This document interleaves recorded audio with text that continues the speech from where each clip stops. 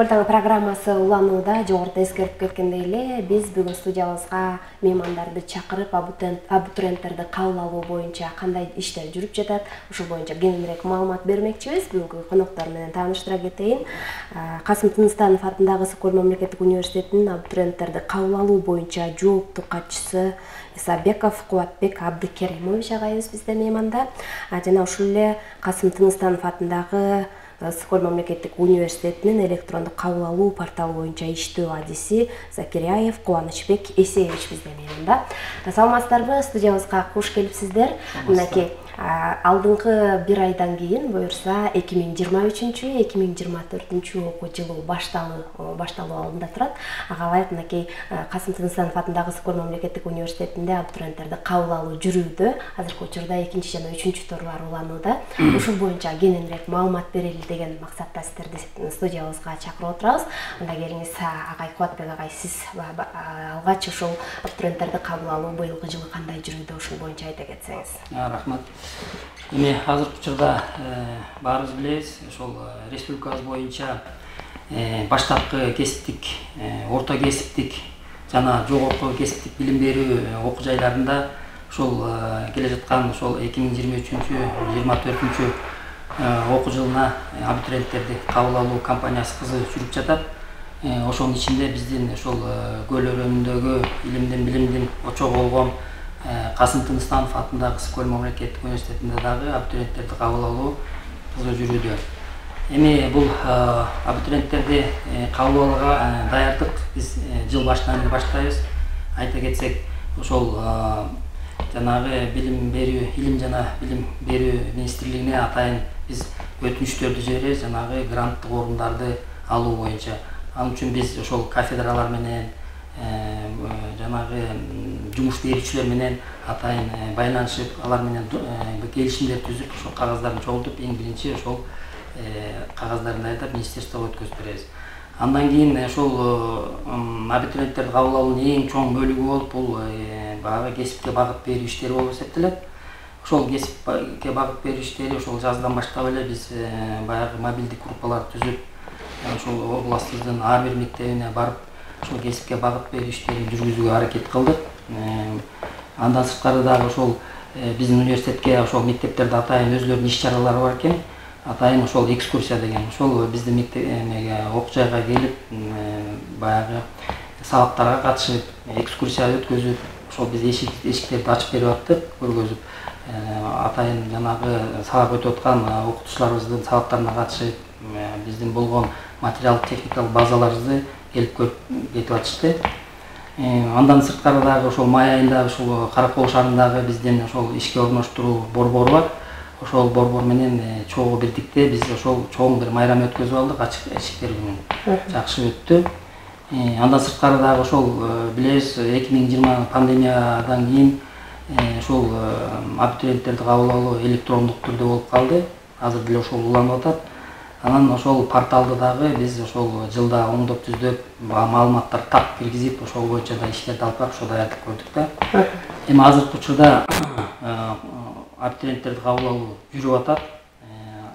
Колледж, биздин жанагы орто кесиптик билим берүү багыттар боюнча биздин колледжибиз бар. Ал жерге азыр колледждин баягы 2 туру жүрүп атат. Да бир жума бар, могу жуманын аягына чейин. Ал эми бакалавриат багытына болсо 3 туру азыр жүрүп атат. Эртең саат 2-ге чейин болот. Андан кийин дагы аркы жумада 4 туру болот, дагы августтун 12-сине чейин уланат. Быйылкы окуу жылына бизге ошол министрлик атайын буйрук менен бизге 10 баягы бакалавр багыты боюнча гранттык орундарды берген. Жалпысынан 163 орун берди. Анын ичинен 13 оруну бул баягы аймактар боюнча максаттуу орундар. Андан сырткары 5 оруну бул чегара аймактар боюнча максаттуу орундарды ошол берип, жалпы 163 орун берди да. Эми азыр ошол биринчи, экинчи турдун жыйынтыгы менен буюрса мындай жакшы иштер болуп атат. Бюджеттик орундарга биз жалпы азыр 100 баланы уже алдык. Дагы 3-4 туру бар. Ошону менен дагы ал жагын 163 орун калат, ошону да толтура алганга аракет кылабыз да. Мынакей акыркы жылдары ошол университетке тапшыргандардын саны дагы азайып кеткен эле да, быйылкы жылдын көрсөткүчү боюнча кандай болууда? Эми чынында бул 2-3 жыл мурун чынында бул көйгөй болуп калган. Студенттердин саны эми кичине азая түшкөн. Бирок былтыркы жылы биз былтыркы окуу жылында дагы биз абитуриенттерди кабыл алууну жакшы жүргүзүп 2000ден ашык абитуриентти кабыл алганбыз. Быйыл дагы ошондой деңгээлге жетебиз деген ишеничтебиз. Азыр балдардын тапшыруусу аябай жакшы. Анан бир жалпы университет боюнча бир 5000ден ашат деген ишеничтебиз да, үмүтүбүз бар. Ошону анда болсо Кубанычбек агайга дагы сөз бере кетели. Ошол сиз жогоруда айтып кетпедиңизби, быйылкы окуу жылына абитуриенттерди кабыл алууда электрондуктагы кабыл алуу ишке ашууда деп, ушул боюнча да кененирээк айта кетсеңиз. Саламатсыздар. Негизинен бул жана Кубат айткандай 4 жылдан бери ошо электрондук кабыл алуу Кыргызстан боюнча бизде эле эмес жүрүп жатат. Мунун негизги максаты кабыл алуу процессин жакшыртуу. Быйыл дагы ошо электрондук кабыл алуу жүрүп атат, бирок жылдан жылда көрсөтүлгөн кызматтар кичине кеңейтилип, жакшыртылып келатат. Анан оңой болуш керек аябай. Значит, абитуриент бизге башка окуу жайына тапшырган абитуриент кайсы жерде болбосун өзүнүн документтерин электрондук портал телефон аркылуу, эгер интернети болсо же компьютер аркылуу салып кое алат, тандай алат окуу жайын. Болгон документтерин бүт баарын электрондук түрдө эле сүрөткө тартып эле ошака тиркеп коет. Анткени өтүп калса, кийин документтерин кийин тапшырат да, ошо порталда көрсөтүлгөн документтерин.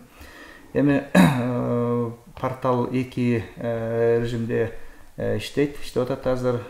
Бул кесиптик орто билим алам дегендер үчүн, анан бакалаврдык магистрлерди тандагандар үчүн жүрүп жатат.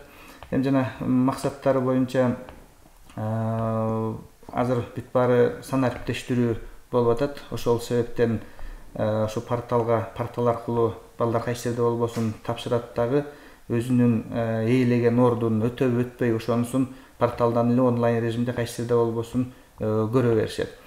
Башында проблемалар көп эле болгон. Мисалы үчүн мектепте окуп 11 классты бүткөндө, 9 классты бүткөндө тапшырам деген балдар ошо логин парольдорун алып, катталып порталга өзүнүн документтерин киргизип ошентиш керек болчу.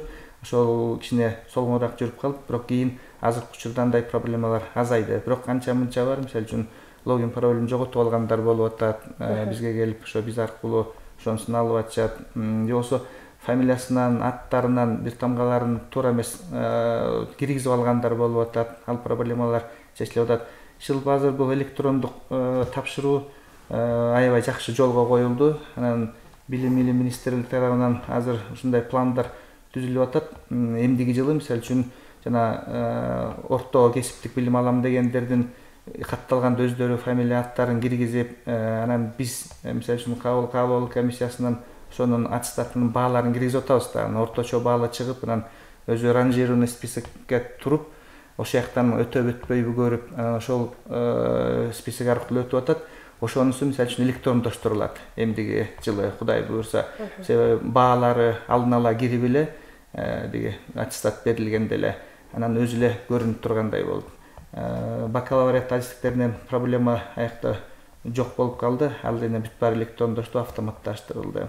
Негизги түпкү максаты бул жанагы коррупциондук элементтерди жоюуда болуп саналат. Себеби абитуриент келбей эле каалаган жеринен тапшырат, өзүнүн онлайн режимде ата-энеси дагы көрүп турат. Ошондон бул иштер жакшыртылып, өркүндөтүлө бермекчи деп ойлойбуз. Анткени ошо өткөндө дагы билим министри тарабынан айтылып калды, что бүт баары ошо электрондоштурат деп.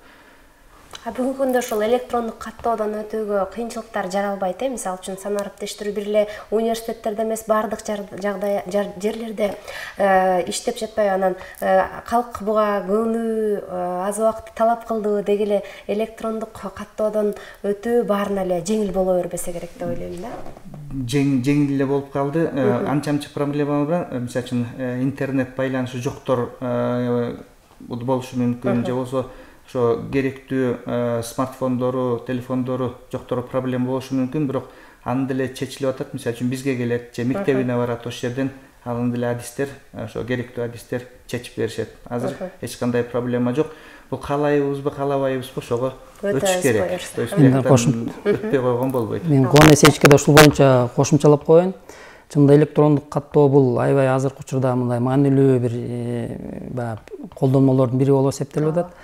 Анан бул Кубаныч Эсеч айткандай жана көйгөйлөр болду. Анан болгондо атайын министрликтер дагы министрликтен атайын ошо тур башталардын алдында бизге атайын онлайн семинарлар болуп турду, совещаниялар. Ал жерден ошо министрликтер айтып атышты, ушундай болот, силер да жардам бергиле деп бизди ошол атайын даярдалган тек секретарлар бар да, аларды дагы ошол инструктаж берип, кандай кылып жардам бересиңер, жардам бергиле деп ошо окутуп атты. Анан ошо абитуриенттер бизге келип атты дагы, ошол биздин тек секретарлар ошол логин пароль алып берүү боюнча жанагы өздүк кабинетин жасаш керек да, ичин толтуруш керек. Ошол жерин толтурганын бүт үйрөтүп жардам берип атышты. Ал жерде мындай эч көйгөй болгон жок. Кичине баягы ар бир балага бир 10-15 мүнөттөн убакыт кетип, бизге кичине мындай жумуш болуп калды да. Тек секретарлар аны баарын жасап аткарып берип атышты. Ошол 4 жылдан бери динамиканы карап көрсөк, ошо жылдан жылга ошондой проблемалар азайып келди. Ошо мындай цифровизацияга санариптештүү эл деле, абитуриенттер деле көнүп ошо уже сиңип баратат окшойт. Анан дагы кошумчалап коеюн, ошо быйылкы мен жана айтып кеткендей министрлик атайын буйрук менен биз ошол гранттык орундарды берген. Ошонун ичинен 15 орunu бул жанагы жеңилдик алган атайын балдар үчүн да, 15 орун. Ал кайсы балдар? Бул жанагы 1-2 топтогу майып балдар, ден соолугунан бала кезинен ден соолугунан мүмкүнчүлүгү чектелген балдар, анан жанагы ата-энесинин кароосунан ажыраган балдар, андан сырткары жанагы кайрылман статусуна ээ болгон абитуриенттер, дагы этникалык кыргыздар, алардын балдары. Анан жанагы 2002-2021 жылдагы жанагы окуялар болбоду, ошонун баягы каза болгон ата-энелердин балдары да, ошолорго баягы атайын орундар бөлүп берген. Ошол льгота деп коет. Ошого 15 орун берилген. Акысыз билим алышат. Акысыз билим алышат. Анан алар баягы конкурссуз атайын өзүнчө категориясы менен орун берилет. Ошо 15 бала ал жерге эгерде ошондой документи болсо эле, анда эч тоскоолдуксуз биз алып эле өзүнүн каалаган ошол бөлүнгөн орундарга окуй беришет да. Азыркы учурда ошол биринчи турда бир бала тапшырган, анан экинчи турда дагы бир 2 бала тапшырды да, ошондо 3 бала азыр ошондой льгота менен уже бизге өттү, алдык да. Жакшы экен. Анан жогоруда айтып кеттиңиз, Кудай буйрса быйылкы жылы 5000 тегерегиндеги абитуриенттерди кабыл алуу алдында турабыз депчи. Бул дагы 5000ге саны жалпы санда 2000ден ашабыз го деген оюбуз бар да ошо.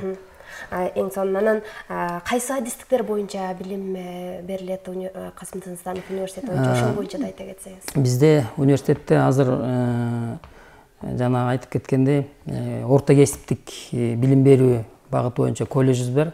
Ал жерде ушул күндүзгү багыт боюнча 19 адистигибиз бар.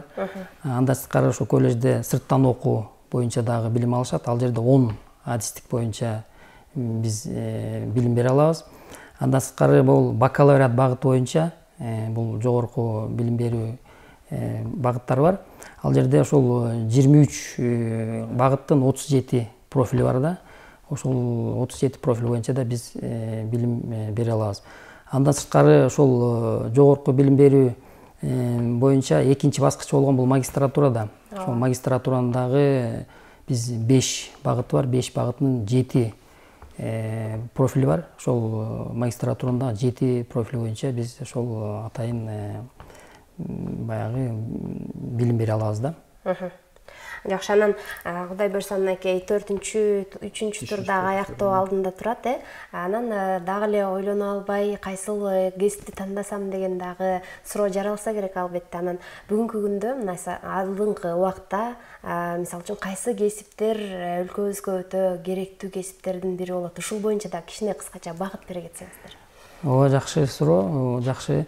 Эми былтыркы окуу жылында кабыл алууда, быйылкы окуу жылы боюнча кабыл алынуу жыйынтыктар боюнча анализ кылып көрсөк, негизинен баягы эле IT боюнча азыр IT тармагы боюнча ошол балдардын мындай ошол адистикке умтулуусу аябай жакшы болуп атат. Мисалы үчүн бизде азыр колледжибизде 9-класстын базасын, 11-класстын базасын ошол IT адистик боюнча багытыбыз бар да, ошол жерге ошол биринчи тур менен эле толуп калды да. 9-класстын базасында аябай кызыгуу. Демек ушул кесипке суроо талап жогору экен. Чоң жогору болуп атат.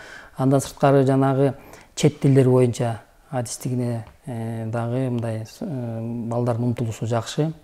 Аны дагы жанагы педагогикалык адистиктерден жанагы кыргыз тил, орус тил мугалимине, анан жана баштапкы билим берүү адистигине дагы ошол балдардын кызыгуусу жакшы да. Анан быйылкы өзгөчөлүк дагы биздин университетте ошол жана гранттык орундарды бөлүп берди да. Ошондо жанагы колдон математика жана информатика деген адистик бар да. Буга мындай гранттык орун берилчү эмес. Быйыл ошол 20 орун берген. Ошол 20 орун биринчи турда эле баягы тапшырылган саны көп болуп, биринчи турда эле толуп калды да. Ошол адистикке дагы мындай балдардын кызыгуусу жакшы. Ал эми быйылкы жылы канча балл менен окуу жайга өтө алышат? Канча балл каралат? Быйылкы жылы бул дагы ошол балдардын жанагы орто боюнча сертификат алышат да. Ошол сертификатында ошол негизги балл, анан кошумча предметтер боюнча балдары чыгат. Анан министрликте атайын өзүнүн буйругу менен атайын ошол босого балдарын бекитип берет. Быйылкы окуу жылына педагогикалык адистиктерге 115 балл койду. Ал эми жанагы келишим боюнча окуп, контракт деп коебуз го. Ал адистиктерге 110 балл койду да. Андан сырткары жанагы ошол айыл чарба адистерин республикабызда айыл чарбаны колдоо максатында ошол айыл чарбага байланыштуу адистиктер бар. Ошонун баллын 100гө түшүрдү да. Бизде биотехнология деген адистигибиз бар. Ошону биз азыр 100 балл менен алып атабыз да. Алып жүрүп жатат. Анан мынакей айта турган болсок, Касым Тыныстанов атындагы Скор мамлекеттик университети республикадагы эң алдыңкы университеттердин бири десек да болот, мисалы үчүн. Дал ушул университеттен канчалаган миңдеген, жүздөгөн мыкты Кыргызстандын керегине жараган адистер тарбияланып чыгышкан. Анан сиздерге эркин микрофон бере кетейин. Ушул университеттин өзгөчөлүктөрүнө токтоло кетсеңиздер. Мынакей акыркы жылдарда университетте чоң өзгөрүүлөр, өнүгүүлөр жүрүп жатат десек болот. Ошолар туурасында айтып, анан жалпы биздин телекөрүүчүлөрүбүзгө дагы кайрылып айта кетсеңиздер болот. Рахмат. Чындыгында азыр ушу мен мектептин бүтүүчүлөрүнө, абитуриенттерине кайрылып кетмекчимин. Ушул 80 жылдан ашык тарыхы бар биздин ушул көл өрөөнүндөгү алгачкы жогорку окуу жайлардын бири болгон ушу Касым Тыныстанов атындагы Скор мамлекеттик университетине чакырып кетмекмин. Бизден келип билим алгыла. Силерге татыктуу, сапаттуу билим бергенге баардык шарттарыбыз бар. Акыркы жылдары ушул университеттин жетекчилиги, ректорат ошол эң негизгиси балдар үчүн, студенттер үчүн, аларды окутуп аткан окутуучулар үчүн жакшы шарттарды түзүп бергенге аракет кылып, ушундай жакшы иштер жүрүп атат. Негизинен ушул 3 чоң маселеге азыр көңүл буруп атат. Ошол шартын уюштуруп берүү, андан сырткары жанагы балдардын ошол сабакка катышуусун көзөмөлдөө, андан сырткары жанагы эң негизги болгон биздин ушул баягы жүзүбүз болгон бул баягы билимдин сапатына аябай чоң көңүл бурулуп атат да.